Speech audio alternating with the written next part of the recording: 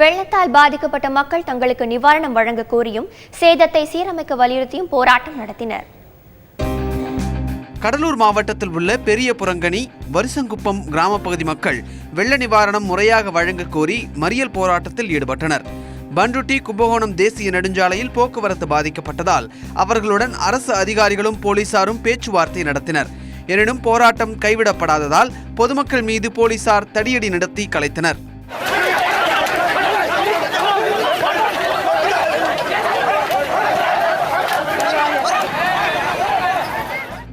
சிதம்பரம் அருகே உள்ள காட்டுக்கடலூர் கிராம மக்களும் 3 அரசு பேருந்துகளை சிறைபிடித்து போராட்டத்தில் ஈடுபட்டனர். மழை வெள்ளத்தால் பாதிக்கப்பட்ட தங்களுக்கு உரிய முறையில் நிவாரணம் வழங்கப்படவில்லை என்று அவர்கள் குற்றம் சாட்டினர். குழந்தைக்கு சாப்பாடு கூட இல்லைங்க, தண்ணி நிற்குது, பூச்சி போட்டு உள்ள வரல சாமி.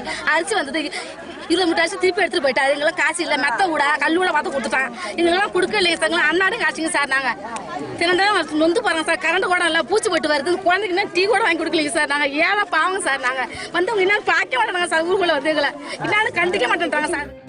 சிதம்பரம் அருகில் உள்ள தில்லைவிடங்கன் மற்றும் கீழச்சாவடி கிராமங்களை சேர்ந்த மக்கள் தங்களுக்கு நிவாரணம் வழங்கப்படவில்லை என கூறி பிச்சாவரம் சாலையில் மறியல் போராட்டம் நடத்தினர். இதனால் சுற்றுலா பயணிகள் பாதிக்கப்பட்டனர். காஞ்சிபுரத்தில் குடியிருப்பு பகுதிகளில் உள்ள மழை நீரை அகற்றாததால் மக்கள் சாலை மறியல் போராட்டம் நடத்தினர். 15 நாட்களாக மழைநீர் வீடுகளை சூழ்ந்துள்ள நிலையிலும் அதிகாரிகள் நடவடிக்கை எடுக்கவில்லை என்று அவர்கள் குற்றம் சாட்டினர். போராட்டம் காரணமாக போக்குவரத்து பாதிக்கப்பட்டதால் நகராட்சி அதிகாரிகள் பேச்சுவார்த்தை நடத்தி நடவடிக்கை எடுப்பதாக உறுதியளித்தனர்.